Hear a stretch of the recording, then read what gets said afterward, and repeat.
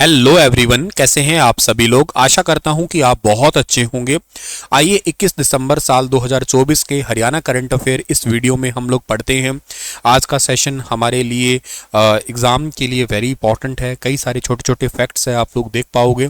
फटाफट वीडियो की शुरुआत करते हैं हम लोग। और लास्ट सेशन में मैंने आप एक सवाल दिया था आप लोगों को, तो उसका ठीक आंसर क्या होगा कि नए पर्यावरण मंत्री कौन बने हरियाणा के। Rao Narbir Singh. Option number A इसका ठीक था हमारा।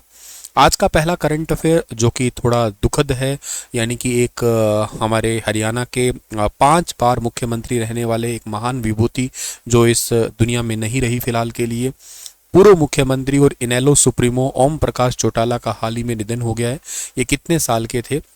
तो ये 89 उम्र के अंदर इनका भी हाल ही में निधन हुआ है। 1 जनवरी 1935 को इनका जन्म हुआ था। इनकी मृत्यु हुई है 20 तारीख को हुई है, 20 दिसंबर को मृत्यु हुई है। 10 दिनों के बाद तो इनका हैप्पी बर्थडे आने ही वाला था, खैर। और चौटाला चौटाला गांव से ही संबंधित है, ध्यान रखना आप लोग। चौटाला गांव जो है ना, हरियाणा का सबसे पश्चिमी गांव पड़ता है, हरियाणा का सबसे पश्चिमी गांव है और सिरसा जिले के अंदर पड़ता है ये गांव, ठीक है ना। गुरुग्राम में इनका निधन हुआ है। इनके जीवन पे 10वीं मूवी भी बनी थी। हरियाणा के 5 बार सीएम रहे थे। 2 दिसंबर 1989 को ये पहली बार सीएम बने थे, केवल 171 दिनों के लिए। दूसरी बार 12 जुलाई 1990 को सीएम की कुर्सी संभाली थी। उस टाइम पे सबसे कम केवल 5 दिन तक सीएम रहे ये। तीसरी बार 22 मार्च 1991 को सीएम बने थे, केवल 15 दिनों के लिए। और चौथी बार ये 24 जुलाई 1999 को सीएम बने, तकरीबन 1 साल के लिए सीएम बने रहे। पांचवी बार जो है ना 2 मार्च 2000 को सीएम बने। इस बार इन्होंने पूरा कार्यकाल किया था, पूरे 5 साल, मतलब कार्यकाल कंप्लीट तो इन्होंने केवल एक ही बार किया है 5 साल का, 5वीं बार में। बाकी इन्होंने जो है ना उसमें कम कम दिन ही सीएम रहे थे। प्रोफेसर संपत सिंह से जो चौधरी देवीलाल जी ने एक बार एक सवाल पूछा था कि मैं दोहरे रास्ते पे खड़ा हूँ, उप प्रधानमंत्री बनूं या मुख्यमंत्री बना रहूं। तो उस टाइम पे हरियाणा के मुख्यमंत्री देवीलाल जी थे। तब संपत सिंह ने कहा था कि इसमें सोचने वाली क्या ही बात है, आपको इतनी बड़ी जिम्मेदारी मिल रही है तो आप उप प्रधानमंत्री बनिएगा। देवीलाल ने पूछा कि इससे ये कमान जो है ना किसको सौंपी जाए। तब कहा था कि ये कमान जो है ना ओम प्रकाश को सौंप दी जाए तो ज़्यादा ठीक रहेगा। उस टाइम पे वीपी सिंह जो है ना भारत के प्रधानमंत्री थे और उप प्रधानमंत्री के रूप में जो है ना वो चौधरी देवीलाल जी बने थे। और ये जो फोटो है ना 18 मार्च 1999 की है। ओम प्रकाश चौटाला जी बाएं तरफ से और पिता चौधरी देवीलाल के साथ में बैठे हुए हैं ये। और ये 2 दिसंबर 1989 की फोटो है। पहली बार हरियाणा के मुख्यमंत्री पद की शपथ ली थी ओम प्रकाश चौटाला ने, तब की फोटो है ये। पहली बार सीएम बनने के 5.5 महीने बाद इस्तीफा देना पड़ा था ये। और मतलब महम में हिंसा और शोर संसद में गूंजने लगे थे। प्रधानमंत्री वीपी सिंह और गठबंधन के दबाव में तत्कालीन उप प्रधानमंत्री देवीलाल को झुकना पड़ा था। पहली बार मुख्यमंत्री बनने के 5.5 महीने बाद ही ओम प्रकाश चौटाला को इस्तीफा देना पड़ा और उनकी जगह पे बनारसी दास गुप्ता को फिर सीएम बनाया गया था। दूसरी बार 5 ही दिन में मुख्यमंत्री पद जो है ना वो छोड़ना पड़ा। कुछ दिन बाद चौटाला जो है ना तड़बा सीट से उपचुनाव जीते। बनारसी दास को 51 दिन बाद ही पद से हटा के दूसरी बार सीएम बनाए गए, लेकिन महम में हुई हिंसा का मामला ठंडा नहीं हुआ था। इसके चलते हुए प्रधानमंत्री वीपी सिंह भी चाहते थे कि चौटाला जब तक केस चल रहे हैं तब तक सीएम नहीं बने। फिर मजबूरन 5 दिन के बाद ही चौटाला को फिर से पद छोड़ना पड़ा। अब की बार उन्होंने मास्टर हुकुम सिंह फोगाट को जो है ना वो सीएम बना दिया था। और ये इनके बेटे हैं अभय और अजय चौटाला। हालांकि अब राजनीतिक तौर पे दोनों अलग अलग हैं। इनकी पार्टी तो यही है, सेम ही, लेकिन इनकी पार्टी जेजेपी बन गई है, ठीक है ना, जन नायक जनता पार्टी है फिलहाल इनकी। और केंद्र की मदद से तीसरी बार केवल 15 दिन के लिए सीएम बने रहे। 1990 में प्रधानमंत्री वीपी सिंह की सरकार को बाहर से समर्थन दे रही भाजपा ने राम मंदिर के लिए रथ यात्रा निकालने का फैसला किया था। वीपी सिंह ने आडवाणी से रथ यात्रा न निकालने के लिए कहा, लेकिन वे नहीं माने। इसके बाद आडवाणी को बिहार के समस्तीपुर से गिरफ्तार कर लिया गया था और गिरफ्तारी से नाराज भाजपा ने वीपी सिंह सरकार से समर्थन वापस ले लिया और 7 नवंबर 1990 को वीपी सिंह की सरकार गिर गई थी। इसके बाद जनता दल से चंद्रशेखर पीएम बन गए और देवीलाल को उप प्रधानमंत्री बना दिया गया। इसके बाद 4 महीने बाद ही यानी कि 1991 में देवीलाल ने हुकुम सिंह को हटा के ओम प्रकाश चौटाला को तीसरी बार हरियाणा का मुख्यमंत्री बनवा दिया। इस फैसले से कई सारे पार्टी के विधायक हैं वो नाराज भी हो गए थे, कुछ विधायकों ने पार्टी भी छोड़ दी थी इस टाइम पे। नतीजा ये हुआ कि केवल 15 दिन के अंदर ही सरकार गिर गई और राज्य में राष्ट्रपति शासन लग गया। इस बार 15 महीने के भीतर तीसरी बार चौटाला को सीएम पद से फिर इस्तीफा देना पड़ा था। फिर भाजपा बंसीलाल का गठबंधन नहीं चला तो चौथी बार सीएम बने ये। 1996 में चुनाव के बाद बंसीलाल की पार्टी थी हरियाणा विकास पार्टी। ध्यान रखना, एक हरियाणा विशाल पार्टी भी आई है हरियाणा में, लेकिन वो राव साहब की थी, राव वीरेंद्र सिंह की थी, लेकिन ये हरियाणा विकास पार्टी थी इनकी। बेटा बेटी इस पार्टी का चुनाव चिन्ह था। इन्होंने भाजपा के साथ सरकार बनाई और बंसीलाल सीएम बने, लेकिन आपसी मतभेद के चलते 1999 में भाजपा ने समर्थन वापस ले लिया और इसके बाद कांग्रेस ने बंसीलाल सरकार का समर्थन दिया। विधानसभा में विश्वास प्रस्ताव पर चर्चा हुई तो कांग्रेस की मदद से सरकार बच गई। सरकार बचाने के एवज में यह तय हुआ था कि बंसीलाल अपनी पार्टी का कांग्रेस में विलय करेंगे और विधानसभा भंग करके चुनाव करवाए जाएंगे। इसी सिलसिले में बंसीलाल कांग्रेस अध्यक्ष सोनिया गांधी से मिलने भी पहुंचे थे। इस दौरान चुनाव में टिकट के लिए अपने उम्मीदवारों की लिस्ट भी उन्हें सौंपी, जिसे देख सोनिया गांधी ने कोई ठोस जवाब नहीं दिया और बंसीलाल नाराज होकर वापस आए। इसके बाद कांग्रेस ने समर्थन वापस लिया और बंसीलाल की सरकार वापस गिर गई। तब ओम प्रकाश चौटाला के पिता देवीलाल ने 1996 में इंडियन नेशनल लोकदल पार्टी यानी कि इनेलो नाम से एक नई पार्टी बना ली और 1999 में बंसीलाल की सरकार गिरते ही ओम प्रकाश चौटाला एक्टिव हो गए। उन्होंने बंसीलाल की पार्टी से कुछ विधायकों को तोड़ के सरकार बना ली और 24 जुलाई को ओम प्रकाश चौटाला फिर से चौथी बार मुख्यमंत्री पद की शपथ ले ली इन्होंने। 1980 की ये फोटो है जिसमें दिल्ली की एक रैली को इन्होंने संबोधित किया था। अब पांचवी बार सीएम बने, जिस वादे से सीएम बने और उसी को जो लेके जो है ना वो गोलियां भी चली थी। 2000 में ओम प्रकाश चौटाला ने किसानों से वादा किया था कि सरकार सत्ता में आती है तो बिजली फ्री कर देंगे। साथ ही जिन किसानों ने बिजली बिल भरने के लिए कर्ज लिया है उनका कर्ज भी हम माफ कर देंगे। ओम प्रकाश का ये वादा काम तो कर गया। 4 साल पहले ही बनी उनकी पार्टी इनेलो ने 47 सीट जीत ली, बहुमत से ऊपर गए ये। ओम प्रकाश चौटाला 5वीं बार हरियाणा के सीएम बने। सत्ता की कमान संभालने के बाद चौटाला ने गांव-गांव तक बिजली तो पहुंचा दी, लेकिन नया मीटर लगने से बिजली बिल अचानक से बढ़ गया और 2002 बिजली बिल बढ़ने से किसान जो है ना वो अपने आप को ठगा महसूस करने लगे। इसलिए बिल भरने से ये कहते हुए इनकार कर दिया कि सरकार ने मुफ्त बिजली का वादा किया था। सरकार ने कई गांवों की बिजली काट दी थी। नतीजा किसान सड़कों पे आ गए थे, हाईवे जाम किए गए, जींद हाईवे जाम किया गया। जींद के एक गांव कंडेला में किसानों की उग्र भीड़ पर पुलिस ने गोलियां चला दी, जिसमें 9 किसानों की मौत हो गई थी। तो जिस वादे के कारण ही जिस जो वादा किया था उसी को लेके ही बाद में नुकसान भी झेलना पड़ा।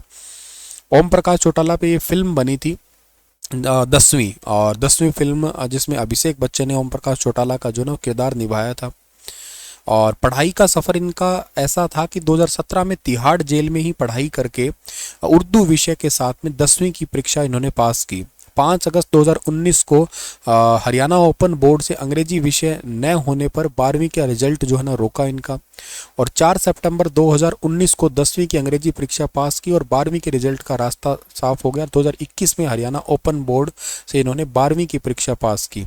तो इन्होंने मतलब 12th पास थे कह सकते हो आप लोग, ठीक है ना, 12th पास इन्होंने कंप्लीट की। और एक किस्सा इनका और भी बाकी है, वो ये है कि इनकी पार्टी अलग कैसे हुई। मतलब दुष्यंत को सीएम बनाने के नारे लगे थे तो चौटाला ने मन से ही दोनों भाई पार्टी से जो ना निकाल दिए थे। जनवरी 2013 को दिल्ली की एक अदालत ने 14 साल पुराने टीचर भर्ती घोटाले में ओम प्रकाश चौटाला और उनके बड़े बेटे अजय चौटाला को 10-10 साल की सजा सुनाई। दोनों के जेल जाने के बाद में देवीलाल की विरासत संभालने के जो दारमदार बने थे उनका पोता और ओम प्रकाश चौटाला का बेटा जो अभय चौटाला है, बड़े बेटे ये बेटे हैं, छोटे बेटे सॉरी अभय चौटाला, ये इनके हाथों में आ गई थी पार्टी। और अजय चौटाला ने विदेश में पढ़ रहे अपने दोनों बेटों दुष्यंत और दिग्विजय को वापस बुला लिया और दोनों के हरियाणा लौटते ही अभय चौटाला ने उनकी जो ना आपस में धीरे धीरे तनातनी स्टार्ट हो गई। पार्टी 2 खेमों में बट गई थी। एक खेमा खुलेआम दुष्यंत चौटाला और दूसरा देवीलाल मतलब दुष्यंत चौटाला को दूसरा देवीलाल का दर्जा देने लग गए थे। पार्टी बनाई और दुष्यंत चौटाला वैसे 25 साल की उम्र में सबसे कम उम्र में हिसार से लोकसभा के मेंबर भी बन गए थे। और इसी दौरान ओम प्रकाश चौटाला पेरोल पर बाहर आए। 7 अक्टूबर 2018 को हरियाणा के गोहाना में इंडियन नेशनल लोकदल की एक सद्भावना रैली थी और इस मंच पर ओम प्रकाश चौटाला और उनके छोटे बेटे अभय चौटाला मौजूद थे। थोड़ी देर बाद ट्रैक्टर मार्च करते हुए दुष्यंत चौटाला अपने भाई दिग्विजय के साथ में इस सभा में आए। दुष्यंत चौटाला के भाषण के वक्त उनके समर्थक शांत रहे, लेकिन जैसे ही अभय चौटाला बोलने लगे तो कार्यकर्ताओं ने शोर मचाया कि हमारा सीएम कैसा हो, दुष्यंत चौटाला जैसा हो। और इसी नारे के बाद ओम प्रकाश चौटाला भाषण देने खड़े हुए सख्त लहजे से कहा कि अगर नारे ही लगाने हैं तो मैं वापस चला जाता हूं, मुझे अपनी यादाश्त पर पूरा भरोसा है, मैंने देख लिया कि कौन क्या कर रहा है। नारे लगाने से अगर काम चलता तो मैं अकेला ही काफ़ी था। माहौल ख़राब करने वाले या तो सुधर जाए, वरना चुनाव से पहले निकाल के बाहर फेंक दूंगा। और ऐसा ही हुआ। 9 दिसंबर 2018 को इनको वैसे इंडियन नेशनल लोकदल ने कारण बताओ नोटिस भेजा था, और 9 दिसंबर 2018 को दुष्यंत और दिग्विजय को इन्होंने एक नई पार्टी बना ली। इनको पार्टी से बाहर निकाल दिया था, तब इन्होंने एक जननायक जनता पार्टी अलग पार्टी बना ली। 2019 का विधानसभा चुनाव हुआ था, उसमें बीजेपी को 40 मिली थी, कांग्रेस को 31 सीटें और जेजेपी को 10 सीटें मिली थी। तो ओम प्रकाश चौटाला की आईएनएलडी पार्टी है, उसको सिर्फ एक ही सीट मिली, और इसमें ये दुष्यंत चौटाला और डेप्यूटी सीएम भी बन गए। हालांकि इनकी ये सबसे बड़ी भूल थी उस टाइम पे, और ये हुआ कि साल 2024 में जो है ना इनकी पार्टी को एक भी सीट नहीं मिली। इवन वोट परसेंटेज भी जो है ना बहुत ही ज़्यादा गिर गया। सिरसा से रणजीत चौटाला भी इसी सरकार का हिस्सा बने थे। सिरसा से रानिया सीट से निर्दलीय चुनाव जीते थे ये। 2024 में रणजीत बीजेपी में शामिल हो गए और हिसार सीट से लोकसभा चुनाव लड़ा, लेकिन वो हार गए। कांग्रेस जेपी जो है ना, कांग्रेस से जेपी वो जीते थे इससे। और ये था इनके बारे में आज सारा किस्सा। अगला सवाल है कि हरियाणा के किस जिले के कोसली कस्बे से के नेहरूगढ़ गांव के पर्वतारोही नरेंद्र सिंह यादव अपने जो है ना 7 समिट प्रोजेक्ट के आखिरी अभियान को पूरा अंटार्कटिका महाद्वीप की सबसे ऊंची चोटी विंसन मैसिव बेस कैंप पर पहुंच गए हैं। और ये अंटार्कटिका महाद्वीप की सबसे ऊंची चोटी 4892 मीटर की चोटी है। तो ये हरियाणा के कौन से जिले के रहने वाले हैं? रेवाड़ी जिले के रहने वाले हैं ये। विंसन पे ये पहुंच चुके हैं ये। और रेवाड़ी के कोसली कस्बे के नेहरूगढ़ गांव के पर्वतारोही नरेंद्र सिंह यादव अपने 7 समिट प्रोजेक्ट के आखिरी अभियान को पूरा करके जो विंसन मैसिव बेस कैंप है यहाँ पे पहुंचे हैं ये। और विंसन मैसिव अंटार्कटिका में एक बड़ा पर्वत श्रृंखला है जो कि 21 किलोमीटर 13 मील लंबा है, 13 किलोमीटर लगभग 8 मील चौड़ा है ये। और ये एल्सवर्थ पर्वत की सैनिटन रेंज में आता है ये। अंटार्कटिका प्रायद्वीप के आधार के पास जो है ना यहाँ पे आइस सेल्फ को देखता है बेसिकली। और ये बेसिकली दक्षिणी ध्रुव से ऑलमोस्ट 1200 किलोमीटर के आसपास दूर आता है ये अपने भारत का प्रतिनिधित्व कर रही हैं ये। और यहाँ का टेम्परेचर बहुत कम है। यहाँ का तापमान हर मतलब जगह लगभग जो ना 50 से 60 डिग्री कम रहता है जीरो से, मतलब -50 डिग्री -60 डिग्री के आसपास रहता है टेम्परेचर। तो यहाँ पे टेक्निकल तौर पे भी कनेक्टिविटी बहुत ज़्यादा कम है। तो बड़ा ही रेयर अभियान है ये वाला। सेना के जवान कृष्णचंद के बेटे हैं नरेंद्र। अपना 7 महाद्वीपों का सपना जो है ना वो विश्व रिकॉर्ड बनाने का है, और 6 महाद्वीपों की सबसे ऊंची चोटियों पर फतेह कर कई विश्व रिकॉर्ड अपने नाम कर चुके हैं। 2012 में जो है ना वो बेसिक्स ऑफ माउंटेनियरिंग, 2013 में एडवांस, 15 में जो है ना वो MOI मेथड्स ऑफ इंस्ट्रक्शन, 2022 में सर्च एंड रेस्क्यू समेत कई पर्वतारोहण की पढ़ाई इन्होंने पूरी की है। 2016 और 22 में 6 दिनों में माउंट एवरेस्ट की चढ़ाई की है इन्होंने। ये क्वेश्चन एग्जाम में HSSC में पूछ भी लिया गया है वैसे। माउंट किलीमंजारो को 4 बार, माउंट एल्ब्रस को 2 बार, माउंट जो है ना वो कोसियस्को सहित ऑस्ट्रेलिया की 10 सबसे ऊंची चोटियों को 3 बार फतेह कर चुके हैं। इसके अलावा दक्षिण अमेरिका की सबसे ऊंची चोटी एकांगुआ और उत्तरी अमेरिका की सबसे ऊंची चोटी डेनाली को भी फतेह कर चुके हैं ये। 12 साल की उम्र में इन्होंने स्कूल के दिनों से जो ना ये पर्वतारोही की ट्रेनिंग स्टार्ट की थी, और जम्मू और कश्मीर की पहाड़ियों पे चढ़ना स्टार्ट किया था तब। 2008 में नियमित रूप से पर्वतारोहण की जो है ना प्रैक्टिस कर रहे हैं लगातार ये। हाल ही में किस यूनिवर्सिटी का सांख्यिकी एवं परिचालन अनुसंधान विभाग innovative trends in statics optimization and data science अर्थात सांख्यिकी अनुकूल और डेटा विज्ञान में नवीन रुझान विषय पर एक अंतर्राष्ट्रीय सम्मेलन का आयोजन किया जा रहा है? तो ये आयोजन किया जा रहा है कुरुक्षेत्र यूनिवर्सिटी के अंदर, AI ऑर्गेनाइजेशन किया जा रहा है यहाँ पे। भारतीय संभाव्यता एवं सांख्यिकी सोसाइटी ISPC के 44वें वार्षिक सम्मेलन के दौरान जो ना ये 8वां सम्मेलन किया जा रहा है। 21 से 23 दिसंबर तक ये आयोजित होने वाला है, 3 दिन का। कुरुक्षेत्र यूनिवर्सिटी के कुलपति के अनुसार ये बेसिकली इन चीज़ों पे होगा: responsible artificial intelligence, data centric AI और edge intelligence, automation of data cleaning, industry specific and applications, data privacy and other relevant AI related topics है। इनके ऊपर ये सम्मेलन आयोजित किया जाएगा। एआई क्या होता है? एआई एक मशीन की तरह, मतलब एक इंसान मशीन की तरह काम करने लग जाए, उसको आप एआई कहा करते हैं। और एआई बेसिकली जो है ना, एक क्या कह सकते हो आप लोग कि एआई की खोज करने वाले पर्सन जो है ना, उनका नाम है जॉन मकार्थी। ठीक है ना, जॉन मकार्थी जो है ना एआई की खोज करने वाले हैं, मशीन लर्निंग पे काम करता है। 5वीं जनरेशन जो कंप्यूटर की है ना, उसमें एआई तो है, आपका आर्टिफिशियल इंटेलिजेंस ही है। सूरजकुंड अंतर्राष्ट्रीय शिल्प मेला कब से कब तक 2025 में फरीदाबाद में आयोजित किया जाएगा, जिसमें अधिकारियों द्वारा मरम्मत कार्य पर लगभग 1.5 करोड़ के आसपास जो है ना खर्च किए जाने की संभावना है। तो इस सवाल का ठीक जो आंसर है वो है 7 से 23 फरवरी तक ये आयोजित किया जाएगा, जिस पर 1.5 करोड़ रुपए जो है ना रिपेयर वर्क पे टोटल खर्च किए जाएंगे इसके अंदर।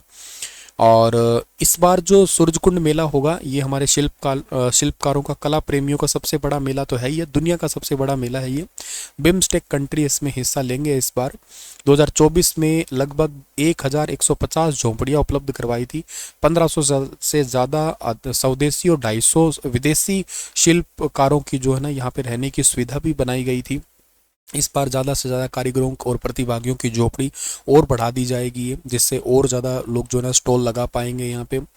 और यहाँ पे दिल्ली मेट्रो रेल कॉरपोरेशन के साथ में एक समझौता भी किया है इन्होंने, ताकि टिकट और पार्किंग सुविधा थोड़ी आसान हो सके। बिम्स्टेक यहाँ पे इस बार आने वाले हैं। बिम्स्टेक में बांग्लादेश, भूटान, भारत, म्यांमार, थाईलैंड, नेपाल और श्रीलंका ये देश आते हैं।